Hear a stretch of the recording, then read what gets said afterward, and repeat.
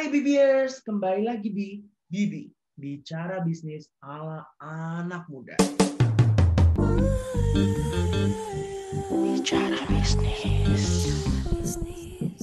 Oke, jadi bicara bisnis kali ini adalah episode ketiga. Jadi buat kalian yang belum nonton episode-episode sebelumnya, kalian bisa cek di YouTube kita ataupun di Spotify kita. Oke, kita kenalan dulu. Kenalin deh, nama gue adalah Ivan dan gue gak akan sendirian karena gue punya partner bisnis gue, yaitu Ica. Woo! Jadi, kita ini bakal bahas apa sih, Ca, minggu ini buat bicara bisnis? Oke, kalau misalnya kemarin, kalau yang bagian dengerin podcast kita udah kayak kasih hint-hint dikit ya, Van ya. Kan kita mau ngebahas branding gitu kan, Ca. Kita hari ini bakal ngebahas branding 101. Bentar, kenapa kita Oke. bahas branding 101, Devan? Nah, karena gini deh, kenapa kita perlu bahas branding 101? Kemarin kita udah bahas tentang cara bikin bisnis, cara nge-develop produk gitu kan. Tapi ada satu tahap yang nggak boleh kita lewatin sebelum kita menjualnya sampai tersebar luas, yaitu nge-brandingin produk kita. Kalau kita udah tahu mau bahas apa, tapi sebenarnya apa sih branding? Oke, branding itu sebenarnya proses yang wajib banget lu lakuin supaya pembeli ini kenal gitu sama brand kita lebih dari produk atau jasa kita gitu. Nggak cuman itu, branding itu penting karena zaman sekarang tuh orang udah nggak bisa beli sebuah brand itu tanpa ada kredibilitas brand yang jelas gitu loh. Kalau kita udah tahu sebenarnya apa sih itu branding, Cak, sebenarnya seberapa penting nggak sih itu? Apakah penting banget menurut lo atau itu sekedar bumbu-bumbu aja atau menurut lo kayak gimana?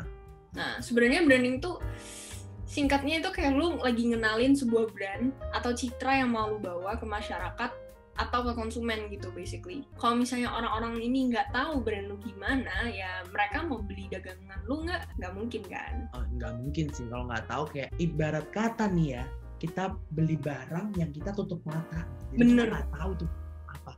Bener Bener sih? banget. Apalagi zaman sekarang orang-orang tuh pada brand abis, kan? Bener-bener kayak Iya benar. apa ya, gue harus tahu nih background story dari brand ini tuh gimana, gue mesti tahu nih ini awal didirikan gimana, visi misi lalalala, itu kayak pada mereka perlu tahu gitu. Kayaknya brand story udah mulai kenceng lagi ya, Bun, gitu. Bener banget nih, Bun. Asik. Tapi kayaknya kita bahasnya udah terlalu jauh. Jadi kita bahas dulu nih, gimana sih cara nge-brandingin sebuah produk? Oke, nah pertama tuh biasanya kita pakai brand persona. Kalau yang gue tahu ya, brand persona itu adalah bentuk personifikasi dari brand itu sendiri. Nah, kalau teman-teman yang bingung personifikasi itu apa? Personifikasi itu seolah-olah brand kamu itu dimanusiakan. Nah, Jadi kamu nganggep brand kamu itu adalah manusia dan anggap aja itulah diri kamu lah, bisa menggambarkan diri kamu. Jadi kalau misalnya kita bahas tentang brand persona, sebenarnya kita bisa ngaitin sama yang namanya brand image. Ibarat kata nih, kalau kamu nih dikenal sebagai orang yang suka humor, nah itu adalah image kamu.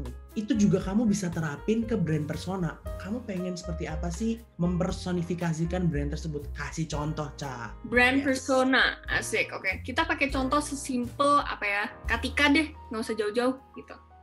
Kalau misalnya kalian lihat dari cara kita ngomong, dari cara kita ketik, dari cara kita balas DM, itu sebenarnya revolving around dua orang specifically. Jadi waktu gue sama Sally lagi bangun Katika, brand persona yang kita pilih adalah gue dan Sally gitu.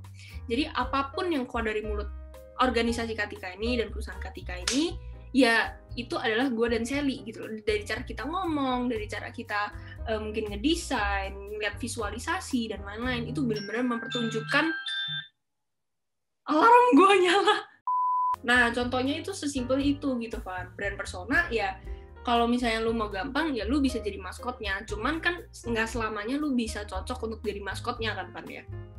Pasti lu ujungnya harus ngerancang satu entitas atau satu orang baru gitu untuk brand persona ini. Tapi pastiin brand persona yang lu pilih sesuai sama step kedua.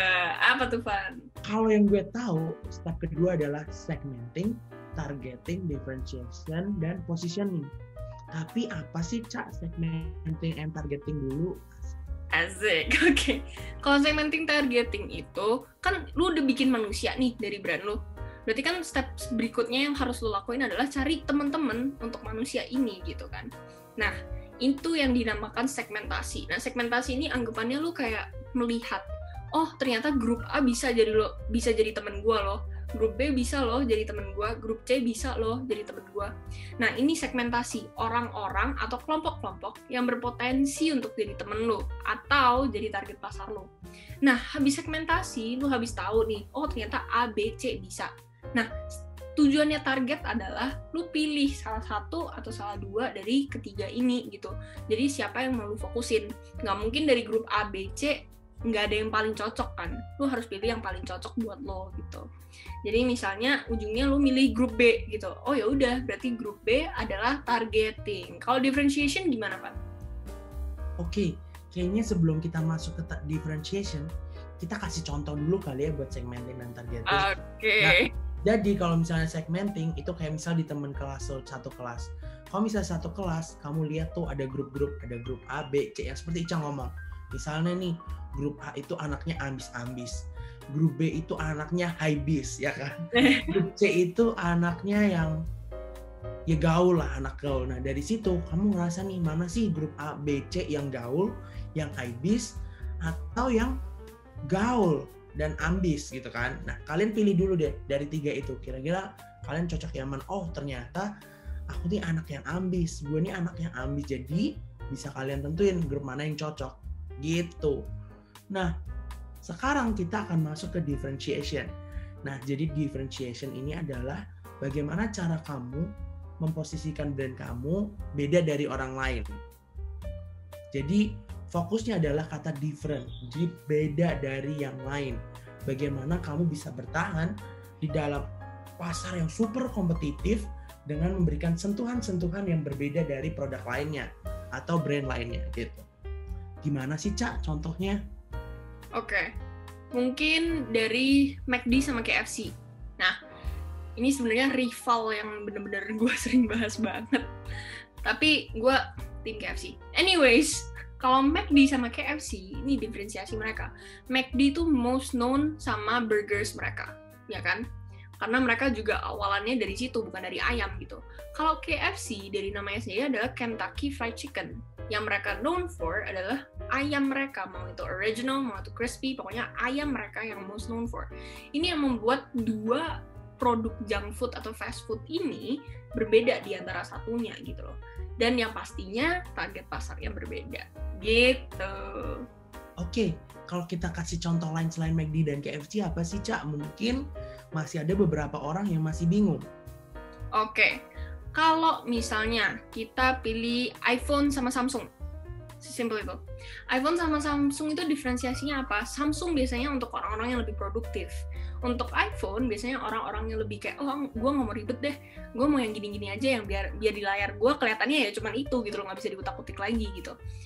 Itu adalah bedanya iPhone sama Samsung. Jadi diferensiasi sama target pasar itu mempengaruhi diferensiasi yang lu bakal bangun gitu. Kalau misalnya target pasar lu di awal seperti yang tadi Ivan bilang, misalnya lu mau nyasar orang hypebeast atau orang anak gaul, sama aja kayak iPhone, oh gue mau nyasar orang-orang yang anti ribet. Samsung, oh gue mau nyasar orang-orang yang pekerja atau yang produktif gitu. Ujungnya diferensiasinya bakal nyangkut kayak gitu. Yang bikin gue beda dari lo apa, fitur gue lebih mendukung kalau misalnya gue produktif, itu Samsung. Kalau misalnya iPhone, fitur gue lebih user friendly kayak gitu. Itu diferensiasi. Kalau positioning gimana, Van? Nah, last but not least adalah dari tahap STDP. Kan S udah nih segmenting, T udah nih targeting, D udah nih differentiation, yang terakhir adalah positioning. Jadi apa sih positioning? Jadi simpelnya, bagaimana sih lo pengen memposisikan brand lo di masyarakat? Nah, kalau kita bahas bagaimana kita memposition produk kita atau brand kita tanya yang lebih jago nih, yaitu Ica. Gimana sih positioning? Lempar terus ya, Bun? Iya dong, kan ada yang lebih ahli, jadi kita nggak boleh sombong gitu. Oh iya, gue juga nggak boleh sombong. Oke, kalau positioning itu basically kan seperti yang Ivan tadi bilang, kayak gimana lu mau orang-orang memposisikan brand lu di benak mereka gitu. Misalnya sesimpel BMW, ya BMW atau Rolex. Oke, kita pilih Rolex aja. Kebanyakan kita lagi mau ini ya, mau merek-merek yang mahal ya, yang bougie gitu. Amin dulu nggak Amin? Amin, soalnya kan kita habis dapat cuan dari angpau. Bye bye.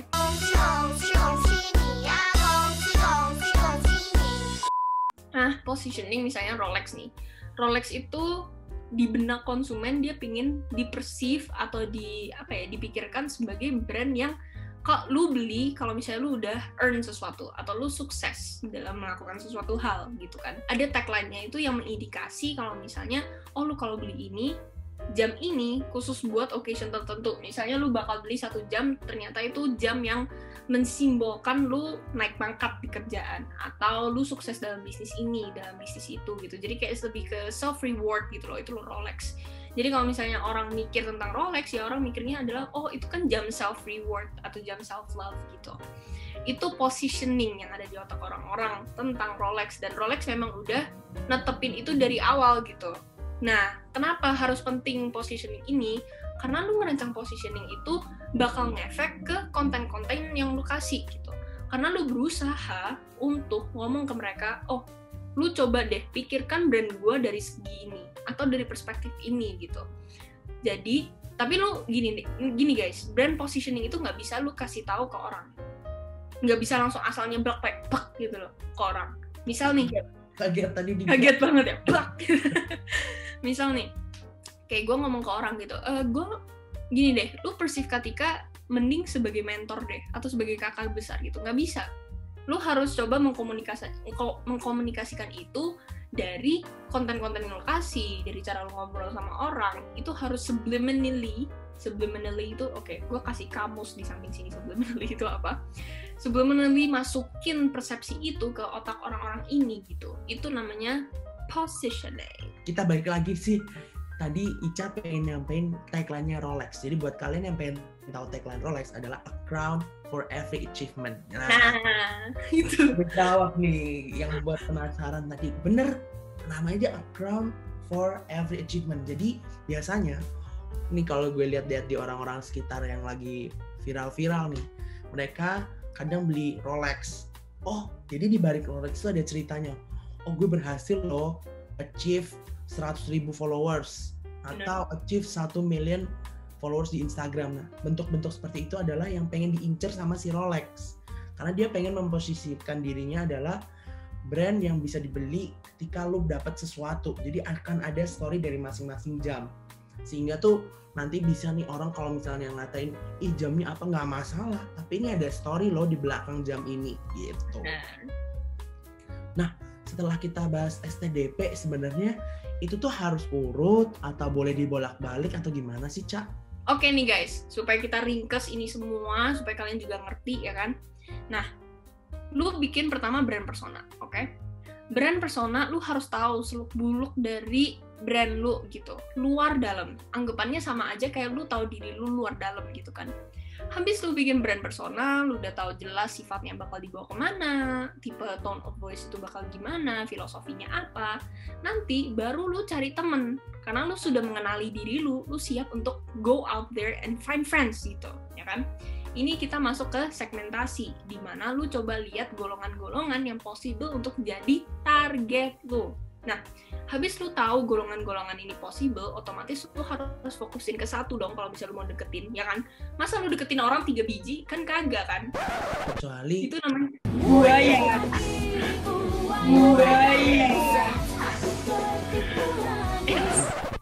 Buaya gitu kan. Kecuali buaya, tapi kan di sini kita brand itu kan orang-orang yang loyal gitu kan. Loyal gitu loh. Jadi lu nggak boleh deketin 3 ini. Sebenarnya boleh, cuman selalu lebih baik untuk lu fokusin satu dulu gitu.